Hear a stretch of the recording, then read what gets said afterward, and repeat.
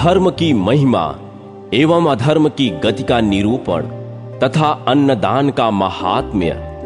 मुनियों ने कहा, भगवन, आप संपूर्ण धर्मों के ज्ञाता तथा सब शास्त्रों के ज्ञान में निपुण हैं। कृपया बताइए, पिता, माता, पुत्र, गुरु, जाति वाले, संबंधी और मित्र वर्ग, इनमें से कौन मरने वाले प्राणी का विशेष सहायक होता है? लोग तो मृतक के शरीर को काठ और मिट्टी के ढेले की भांति छोड़कर चल देते हैं, फिर परलोक में कौन उसके साथ जाता है? व्यास जी बोले, विप्रवरों, प्राणी अकेला ही जन्म लेता, अकेला ही मरता, अकेला ही दुर्गम संकटों को पार करता और अकेला ही दुर्गति में पड़ता है।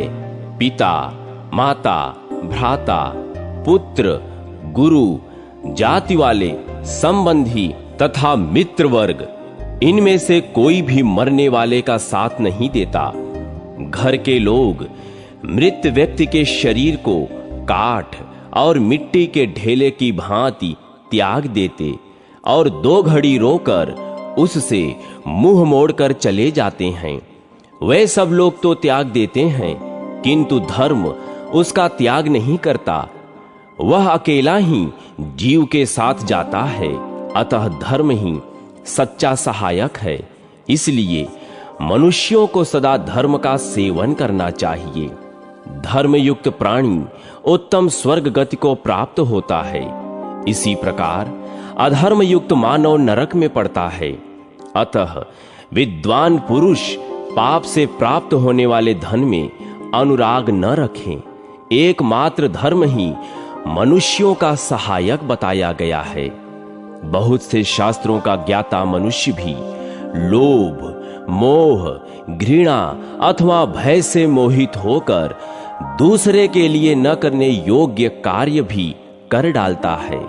धर्म, अर्थ और काम तीनों ही इस जीवन के फल हैं। अधर्म त्याग पूर्वक इन तीनों की प्राप्ति करनी चाहिए। मुनियों ने कहा, भगवन, आपका यह धर्मयुक्त वचन जो परम कल्याण का साधन है, हमने सुना। अब हम यह जानना चाहते हैं कि यह शरीर किन तत्वों का समूह है। मनुष्यों का मरा हुआ शरीर तो स्थूल से सूक्ष्म अव्यक्त भाव को प्राप्त हो जाता है, वह नेत्रों का विषय नहीं रह जाता। फिर धर्म कैसे उसके साथ जाता है? व्यास जी बोले, पृथ्वी, वायु, आकाश, जल, तेज, मन, बुद्धि और आत्मा ये सदा साथ रहकर धर्म पर दृष्टि रखते हैं। ये समस्त प्राणियों के शुभाशुभ कर्मों के निरंतर साक्षी रहते हैं। इनके साथ धर्म जीव का अनुसरण करता है। जब शरीर से प्राण निकल जाता है, तब त्वचा, हड्डी, मांस, वीर्य और रक्त भी उस शरीर को छोड़ देते हैं। उस समय जीव धर्म से युक्त होने पर ही इस लोक और परलोक में सुख एवं अभ्युदय को प्राप्त होता है। मुनियों ने पूछा, भगवन, आपने यह भली भांति समझा दिया कि धर्म किस प्रकार जीव का अनुसरण करता है। अब हम यह जानना चाहते हैं कि वीर्य की उत्पत्ति कैसे होती है। व्यास जी ने कहा, द्विजवरों, शरीर में स्थित जो पृथ्वी, वायु, आकाश, जल, तेज और मन के अधिष्ठाता देवता हैं, वे जब अन्न ग्रहण करते हैं और उससे मन सहित पृथ्वी आदि 5 भूत तृप्त होते हैं, तब उस अन्न से शुद्ध वीर्य बनता है। उस वीर्य में कर्म प्रेरित जीव आकर निवास करता है। फिर स्त्रियों के रज में मिलकर वह समयानुसार जन्म ग्रहण करता है।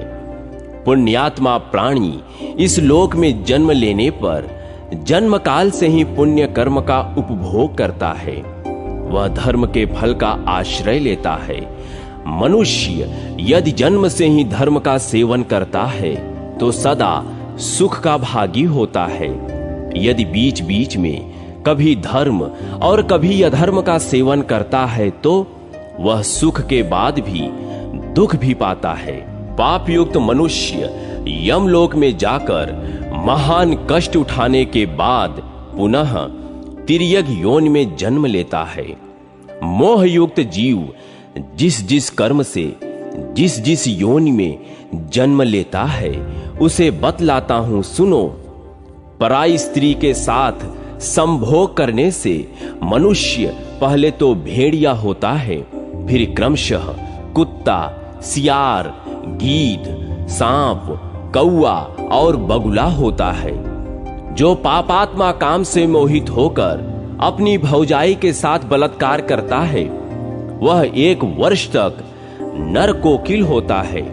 मित्र, गुरु तथा राजा की पत्नी के साथ समागम करने से कामात्मा पुरुष मरने के बाद सुअर होता है। 5 वर्षों तक सुअर रहकर मरने के बाद 10 वर्षों तक बगुला, 3 महीनों तक चींटी और 1 मास तक कीट की योनि में पड़ा रहता है। इन सब योनियों में जन्म लेने के बाद वह पुनः कृमि योनि में उत्पन्न होता है और 14 महीनों तक जीवित रहता है। इस प्रकार अपने पूर्व पापों का क्षय करने के बाद वह फिर मनुष्य योनि में जन्म लेता है। जो पहले एक को कन्या देने की प्रतिज्ञा करके फिर दूसरे को देना चाहता है वह भी मरने पर कीड़े की योनि में जन्म पाता है। उस योनि में वह 13 वर्षों तक जीवित रहता है। फिर अधर्म का क्षय होने पर वह मनुष्य होता है। जो देव कार्य अथवा पितृ कार्य न करके देवताओं और पितरों को संतुष्ट किए बिना ही मर जाता है वह कौवा होता है। 100 वर्षों तक कौवे की योनि में रहने के बाद वह मुर्गा होता है। तत्पश्चात 1 मास तक सर्प की योनि में निवास करता है। उसके बाद वह मनुष्य होता है। जो पिता के समान बड़े भाई का अपमान करता है वह मृत्यु के बाद क्रौंच योनि में जन्म लेता है और 10 वर्षों तक जीवन धारण करता है। तत्पश्चात मरने पर वह मनुष्य होता है। शूद्र जातीय पुरुष ब्राह्मणी के साथ समागम करने पर कीड़े की योनि में जन्म लेता है। उससे मृत्यु होने पर वह सुअर होता है। सुअर की योनि में जन्म लेते ही रोग से उसकी मृत्यु हो जाती है।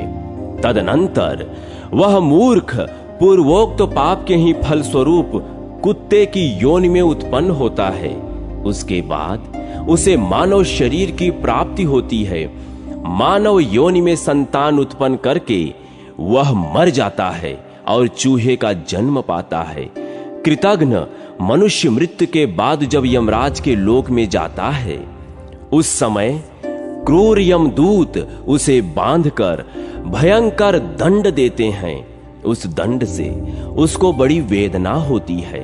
दंड, मुदगर, शूल, भयंकर अग्निदंड, असिपत्रवन, तप्त वालुका तथा कूट शालमल आदि अन्य बहुत सी घोर यातनाओं का अनुभव करके वह संसार चक्र में आता और कीड़े की योनि में जन्म लेता है।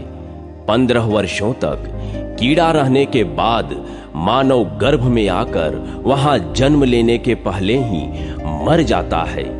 इस प्रकार सैकड़ों बार गर्भ में मृत्यु का कष्ट भोग कर अनेक बार संसार बंधन में पड़ता है। तत्पश्चात वह पशु पक्षियों की योनि में जन्म लेता है। उसमें बहुत वर्षों तक कष्ट उठाकर अंत में वह कछुआ होता है। दही की चोरी करने से मनुष्य बगुला और मेढक होता है। फल, मूल अथवा पुआ चुराने से वह चींटी होता है। जल की चोरी करने से कौवा और कांसा चुराने से हारीत यानी हरियल पक्षी होता है। चांदी का बर्तन चुराने वाला कबूतर होता है और स्वर्ण में पात्र का अपहरण करने से कृमि योनि में जन्म लेना पड़ता है। रेशम का कीड़ा चुराने से मनुष्य वानर होता है। वस्त्र की चोरी करने से तोते की योनि में जन्म होता है। साड़ी चुराने वाला मनुष्य मरने के बाद हंस होता है। रुई का वस्त्र हड़प लेने वाला मानव मृत्यु के पश्चात क्रौंच होता है। सन का वस्त्र, ऊनी वस्त्र तथा रेशमी वस्त्र चुराने वाला मनुष्य खरगोश होता है। चूर्ण की चोरी करने से मनुष्य दूसरे जन्म में मोर होता है। अंगराग और सुगंध की चोरी करने वाला लोभी मनुष्य छछुंदर होता है। उस योनि में 15 वर्षों तक जीवित रहने के बाद जब पाप का क्षय हो जाता है, तब वह मनुष्य योनि में जन्म ग्रहण करता है। जो स्त्री दूध की चोरी करती है वह बगुली होती है। जो नीच पुरुष स्वयं सशस्त्र होकर वैर से अथवा धन के लिए किसी शस्त्रहीन पुरुष की हत्या करता है, वह मरने पर गदहा होता है। गदहे की योनि में 2 वर्षों तक जीवित रहने के बाद वह शस्त्र द्वारा मारा जाता है। फिर मृग की योनि में जन्म लेकर सदा उद्विग्न बना रहता है। मृग योनि में 1 वर्ष बीतने पर वह बाण का निशाना बन जाता है। फिर मछली की योनि में जन्म ले वह जल में फंसा लिया जाता है। 4 महीने बीतने पर वह शिकारी कुत्ते के रूप में जन्म लेता है। 10 वर्षों तक कुत्ता रहकर 5 वर्षों तक व्याघ्र की योनि में रहता है। फिर काल क्रम से पापों का क्षय होने पर मनुष्य योनि में जन्म ग्रहण करता है। जो मनुष्य खली मिश्रित अन्न का अपहरण करता है वह भयंकर चूहा होता है। उसका रंग नेवले जैसा भूरा होता है। वह पापात्मा प्रतिदिन मनुष्यों को डसता रहता है। घी की चोरी करने वाला दुर्बुद्धि मानव कौवा और बगुला होता है। नमक चुराने से चीरकाक नामक पक्षी होना पड़ता है। जो मनुष्य विश्वास पूर्वक रखी हुई धरोहर को हड़प लेता है वह मृत्यु के बाद मछली की योनि में जन्म लेता है। उसके पश्चात मृत्यु होने पर फिर मनुष्य होता है। मानव योनि में भी उसकी आयु बहुत ही थोड़ी होती है। ब्राह्मणों, मनुष्य पाप करके तिर्यज्ञ योनि में जाता है, जहां उसे धर्म का कुछ भी ज्ञान नहीं रहता। जो मनुष्य पाप करके व्रतों द्वारा उसका प्रायश्चित करते हैं वे सुख और दुख दोनों से युक्त होते हैं। लोभ मोह से युक्त पापाचारी मनुष्य निश्चय ही म्लेच्छ योनि में जन्म लेते हैं। जो लोग जन्म से ही पाप का परित्याग करते हैं वे निरोग, रूपवान और धनी होते हैं। स्त्रियां भी ऊपर बताए अनुसार कर्म करने से पाप की भागिनी होती हैं और पाप योनि में पड़े हुए पूर्वोक्त पापियों की ही पत्नी बनती हैं। द्विजवरों, चोरी के प्रायः सभी दोष बता दिए गए हैं। यहां जो कुछ कहा गया है वह बहुत संक्षिप्त है। फिर कभी कथा वार्ता का अवसर आने पर तुम लोग इस विषय को विस्तार पूर्वक सुन सकते हो। पूर्व काल में देव ऋषियों की सभा में उनके प्रश्नानुसार ब्रह्मा जी ने जो कुछ कहा था वह सब मैंने तुम लोगों को बतलाया है। ये सब बातें सुनकर तुम धर्म के अनुष्ठान में मन लगाओ। मुनि बोले, ब्राह्मण, आपने अधर्म की गति का निरूपण किया। अब हम धर्म की गति सुनना चाहते हैं। किस कर्म के अनुष्ठान से मनुष्य की सद्गति होती है? व्यास जी ने कहा, ब्राह्मणों, जो मोहवश अधर्म का अनुष्ठान कर लेने पर उसके लिए पुनः सच्चे हृदय से पश्चाताप करता और मन को एकाग्र रखता है वह पाप का सेवन नहीं करता। ज्यों-ज्यों मनुष्य का मन पाप कर्म की निंदा करता है त्यों-त्यों उसका शरीर उस अधर्म से दूर होता जाता है। यदि धर्मवादी ब्राह्मणों के सामने अपना पाप कह दिया जाए तो वह उस पाप जनित अपराध से शीघ्र मुक्त हो जाता है। मनुष्य जैसे जैसे अपने अधर्म की बात बारंबार प्रकट करता है वैसे ही वैसे वह एकाग्र चित्त होकर अधर्म को छोड़ता जाता है। जैसे सांप केचुल छोड़ता है उसी प्रकार वह पहले के अनुभव किए हुए पापों का त्याग करता है। एकाग्र चित्त होकर ब्राह्मण को नाना प्रकार के दान दे। जो मन को ध्यान में लगाता है वह उत्तम गति को प्राप्त करता है। ब्राह्मणों, अब मैं दान का फल बतलाता हूं। सब दानों में अन्न दान को श्रेष्ठ बतलाया गया है।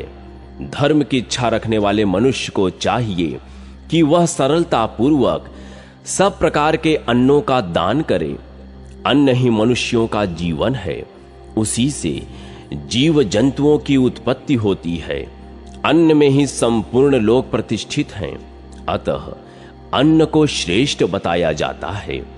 देवता, ऋषि, पितर और मनुष्य अन्न की ही प्रशंसा करते हैं, क्योंकि अन्नदान से मनुष्य स्वर्ग लोक को प्राप्त होता है।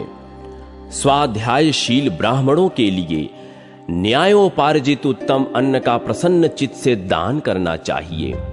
जिसके प्रसन्न चित्त से दिए हुए अन्न को 10 ब्राह्मण भोजन कर लेते हैं, वह कभी पशु, पक्षी आदि की योनि में नहीं पड़ता। सदा पापों में संलग्न रहने वाला मनुष्य यदि 10,000 ब्राह्मणों को भोजन करा दे तो वह अधर्म से मुक्त हो जाता है। वेदों का अध्ययन करने वाला ब्राह्मण भिक्षा से अन्न ले आकर यदि किसी स्वाध्यायशील ब्राह्मण को दान कर दे तो वह संसार में सुख और समृद्धि का भागी होता है। जो क्षत्रिय ब्राह्मण के धन को हानि न पहुंचाकर न्यायतः प्रजा का पालन करते हुए अन्न का उपार्जन करता है और उसे एकाग्रचित होकर श्रोत्रिय ब्राह्मणों को दान देता है, वह धर्मात्मा है और उस पुण्य के जल से अपने पाप कंक को धो डालता है। अपने द्वारा उपार्जित खेती के अन्न में से 6ठा भाग राजा को देने के बाद जो शेष शुद्ध भाग बच जाता है, वह अन्न यदि वैश्य ब्राह्मण को दान करे तो वह सब पापों से मुक्त हो जाता है। जो शूद्र प्राणों को संशय में डालकर और नाना प्रकार की कठिनाइयों को सहकर भी अपने द्वारा उपार्जित शुद्ध अन्न को ब्राह्मणों के निमित्त दान करता है, वह भी पापों से छुटकारा पा जाता है। जो कोई भी मनुष्य श्रेष्ठ वेद वेत्ता ब्राह्मणों को हर्ष पूर्वक न्यायोपार्जित अन्न दान करता है, उसका पाप छूट जाता है। संसार में अन्न बल की वृद्धि करने वाला है। उसका दान करने से मनुष्य बलवान बनता है। सत्पुरुषों के मार्ग पर चलने से सब पाप दूर हो जाते हैं। दान वेत्ता पुरुषों ने जो मार्ग बताया है और जिस पर मनीषी पुरुष चलते हैं, वही अन्नदाताओं का भी मार्ग है। उन्हीं से सनातन धर्म है। मनुष्य को सभी अवस्थाओं में न्यायोपार्जित अन्न का दान करना चाहिए, क्योंकि अन्न सर्वोत्तम गति है। अन्नदान से मनुष्य परम गति को प्राप्त होता है। इस लोक में उसकी समस्त कामनाएं पूर्ण होती हैं और मृत्यु के बाद भी वह सुख का भागी होता है। इस प्रकार पुण्यवान मनुष्य पापों से मुक्त होता है। अतः अन्याय रहित अन्न का दान करना चाहिए। जो गृहस्थ सदा प्राणाग्नि होत्र पूर्वक अन्न भोजन करता है, वह अन्नदान से प्रत्येक दिन को सफल बनाता है। जो मनुष्य वेद, न्याय, धर्म और इतिहास के ज्ञाता 100 विद्वानों को प्रतिदिन भोजन कराता है, वह घोर नरक में नहीं पड़ता और संसार बंधन में भी नहीं बंधता, अपितु संपूर्ण कामनाओं से तृप्त हो मृत्यु के बाद सुख का भागी होता है। इस प्रकार पुण्य कर्म से युक्त मनुष्य निश्चित होकर आनंद का भागी होता है। उसे रूप, कीर्ति और धन की प्राप्ति होती है।